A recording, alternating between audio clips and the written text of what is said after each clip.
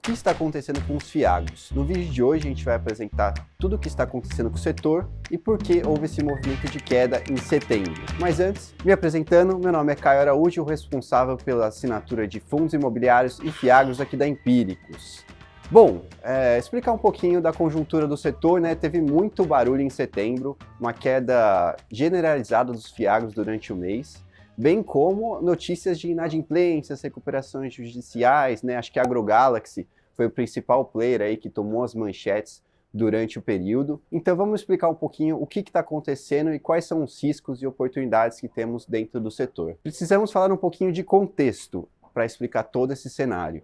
Os fiagros, eles são uma indústria relativamente recente, né? Começaram em 2021 e, dado um ótimo momento do agronegócio local, bem como bons preços das commodities, níveis de exportações lá em cima e uma boa produtividade dos produtores, tivemos aí um alcance muito rápido da indústria num patrimônio líquido de 30 bilhões, somando todos os tipos de fiagros aí disponíveis, né? Isso majoritariamente concentrado em fiagros de crédito, ou seja, compram títulos de dívida atreladas ao mercado do agronegócio, os famosos CRAs.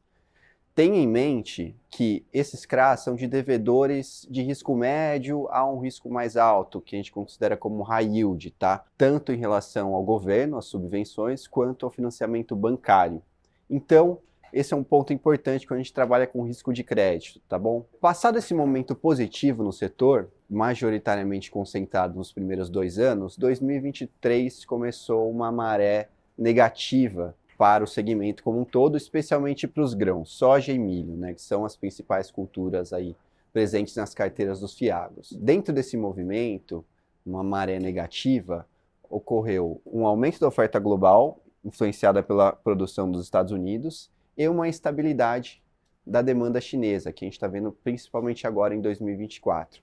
Com isso, tivemos uma queda das commodities e, consequentemente, uma pressão maior nas margens dos produtores, que já estavam com custos elevados e, dado que o preço da soja e do milho começaram a cair, tivemos uma compressão de margem. Com isso, você tem, claro, uma rentabilidade menor do produtor, bem como um aumento de alavancagem do setor como um todo e da maioria dos integrantes da cadeia, que envolve produtor rural, cooperativa, revendedora de insumos e etc. Para piorar, tivemos aí um arrefecimento de chuvas nos últimos meses, o que traz maior instabilidade para a produção, né?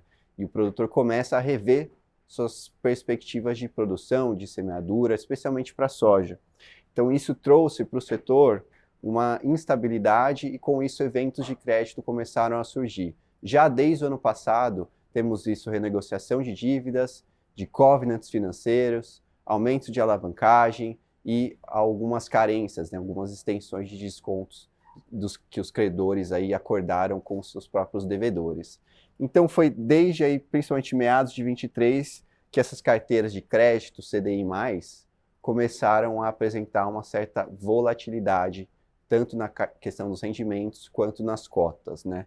E setembro, acho que veio um momento ainda mais negativo, com esse período de seca, aliado a uma transição de safra, né? Tivemos aí no final do semestre passado um encerramento da safra 23-24 e agora estamos num período de semeadura da safra 24-25 para a soja, e esse é um ponto muito importante porque define basicamente qual vai ser a produção para o próximo ano, quanto os produtores estão estimando de gastos envolvendo seus fornecedores, os seus stakeholders e, claro, né, há uma dinâmica de preço aqui super importante. Quando a gente olha para o plantio, a safra do ano passado, que nesse momento, na semana 39 do ano, né, estava em 4%, hoje está em mais ou menos 0,5%. Então, com a escassez de chuva, especialmente para setembro e outubro, os produtores no Mato Grosso optaram por adiar parcialmente esse plantio da soja. Com isso, toda a cadeia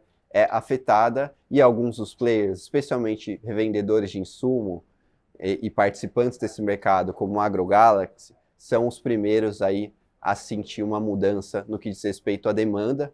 E, dado que você já tinha uma alavancagem alta nessa parte da cadeia, é claro que alguns players começam a levantar a mão, né? Recuperação judicial se torna um ponto de atenção, bem como a inadimplência.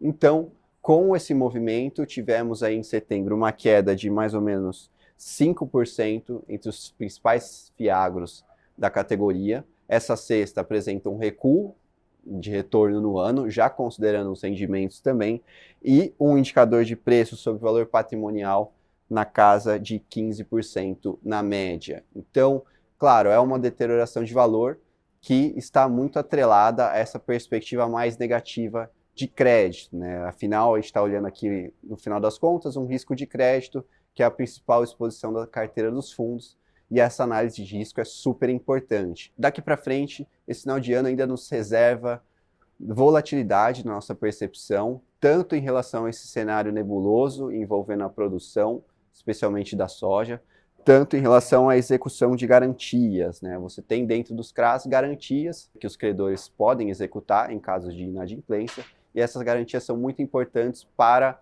a avaliação de risco de cada fundo. A execução dessas garantias no âmbito judicial pode ser um problema também, e é algo que a gente está de olho, tá bom? Todo esse cenário aqui, que aconteceu principalmente em setembro, nós já havíamos antecipado dentro da série Renda Imobiliária no nosso último relatório setorial do agronegócio, que foi publicado no final de junho. Neste relatório, nós antecipamos parte dos problemas que seriam vistos nesse segundo semestre e recomendamos aos nossos assinantes que ficassem de fora da categoria, minimizando os prejuízos aí nas carteiras. Se você quiser saber todas as nossas indicações de fundos que estão batendo em fixo do ano, bem como conteúdos extras, plantões, análises setoriais, clica aqui no link abaixo que eu estou disponibilizando 30 dias gratuitos da nossa assinatura Renda Imobiliária para você, ok?